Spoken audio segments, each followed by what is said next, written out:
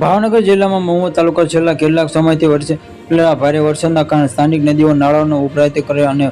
પૂર જેવી સ્થિતિઓ સર્જાય છે. આ વિકટ પરિસ્થિતિ વચ્ચે મહુવાના વોથા ગામ નજીક પસાર થતી જે ડોંગી નદીના ધમસાદ પુરાવે એક મુસાફર ભરેલી કાર તણાઈ જવાની કાળજુ કંપાવી ઘટના સામે આવી છે. નદીઓના જોરદાર પ્રવાહમાં હોડીની જેમ તરતી અને તણાવની કારનો લાઈવની વિડીયો સોશિયલ મીડિયા પર ભારે વાયરલ થઈ રહ્યો છે. જેમ કે જોઈને લોકોના રૂવાડા ઊભા થઈ ગયા છે અને સંદેશિત સ્થાનિક ગ્રામજનોની અદ્ભુત સમસ્યાની દવાની બહાદુરીથી કારણે કારમાં સવાર તમામ મુસાફરો આબાદ બચાવ થયો છે. જે કાર પાણીના તેમજ પ્રવાહમાં ફસાતા જ હુતોછન અડચણ ઉભેલા અને આસપાસના ગ્રામજનો તાત્કાલિક મદદ માટે જીવનમાં જોખમ ઘટના સ્થળે દોડી આવ્યા હતા અને સ્થાનિક લોકોએ ભારે જહેમત ઉઠાવી સૌથી પહેલા કારથી